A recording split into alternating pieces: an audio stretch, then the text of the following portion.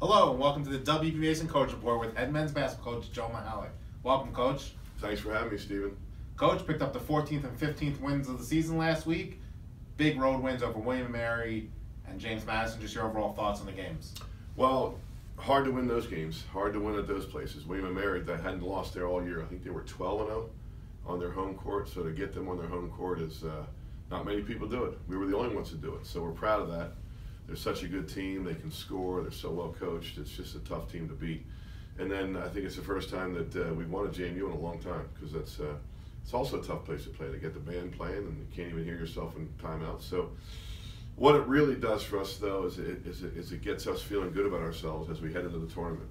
And we said all year long that you want to feel good about yourself at the end of February. You want to go into Charleston thinking you have a chance to win, and to do that you have to be playing good. And all those, we checked every box, I think, this past weekend, because we're feeling good about ourselves. We're playing very well. We truly believe that we can go down to Charleston and win that tournament. It was really two remarkably different games. We'll take it one by one. William & Mary game, high scoring, both teams shooting at a high level. Justin Wright Foreman, just one of an all-time great performance there. What did you like about your team in that game, other than obviously Justin Wright Foreman? Yeah, it wasn't just Justin, but he was remarkable. He played like a first-team All-Conference player that night.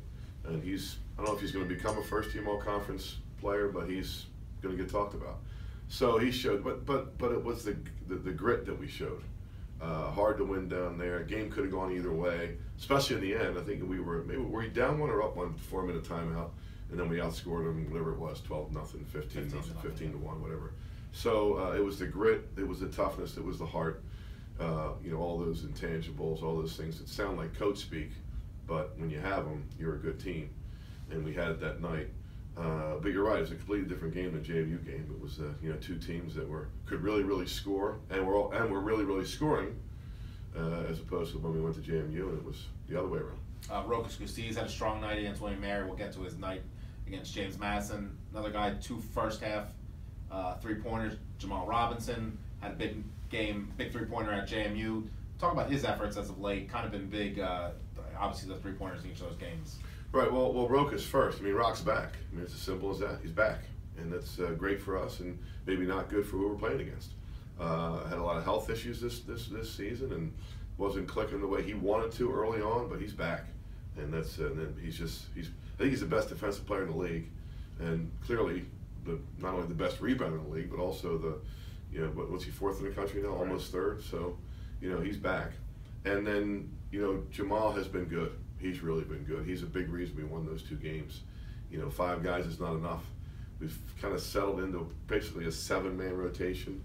Ty still gives us some good minutes coming off the bench, Taekwon Greer, but Jamal and Hunter coming off the bench have given us a good 7-minute rotation, and Jamal's produced. I've been saying to him all year long, make a big shot, get a big rebound, play some defense, but he's really produced. He's a big reason we won those 2 games. Was there something that clicked in that William & Mary game with about 4 minutes to go that obviously completely changed that game, or just the ebbs and flows of a contest that put Hofstra on a 15-0 run in the game? I don't know if it was any one thing. My personal opinion is that the game could have gone either way, and the team that was able to put 2 or 3 good plays in a row together was going to give them enough of a separation that they could build on it, and luckily it was us. It was us that did that. We put 2 or 3 good plays together, and we were able to build on those. And it was a game where, especially with 3 or 4 minutes to go, a 4, 6, 7-point lead looked really big. JMU game, neither team shot, like we said, complete opposite of the William & Mary game. Neither team shot well. Low scoring first half, 27-23. Low scoring game. What kind of transpired there? To the outsider, I guess it looked like Rock put a team on his back there at times. 15 points, 14 rebounds. Yeah, it was one of those games. I think I was kidding with the referee at the under 12-minute mark. I think it was 7-6, and I kiddingly said we ought to give the fans our money back tonight. It just was one of those games where neither team could make shots, and we were getting good ones. The kind of shots you hope you get. We just weren't making them. But yeah, Rock played a big part in that, and it was, good teams find a way to win no matter what, and it was so much different, as you've said a couple times already, than the William & Mary game, that we were proud to be able to win both ways. When things were going great, and then Saturday when things weren't going great, and we still found a way to win. Justin, in that JMU game, Justin gets doesn't have the great shooting night, but ends up with 19 points. I guess that's development of a great player, not having a great night and still ending up with 19.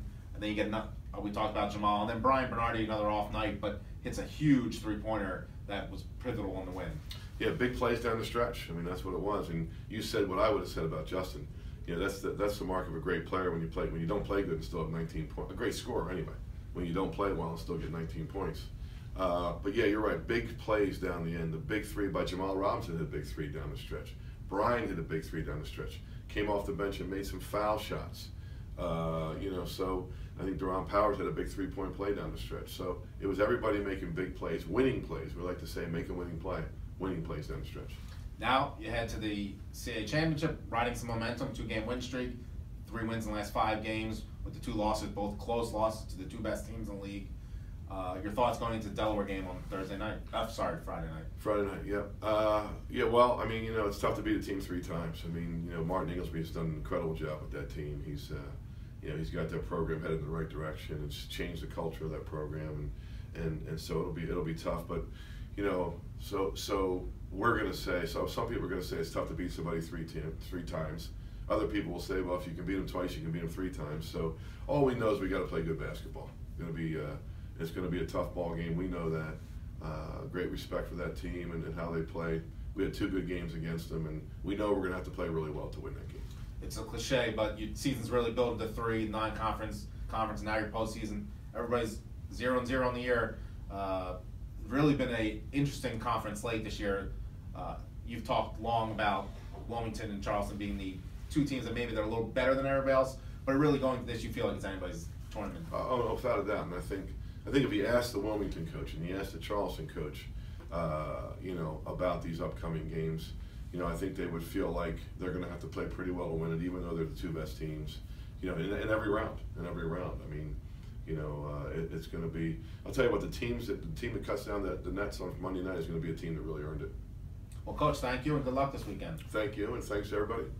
And thank you for joining us today on the W. Mason Coach Report with head men's basketball coach Joe Mihalich.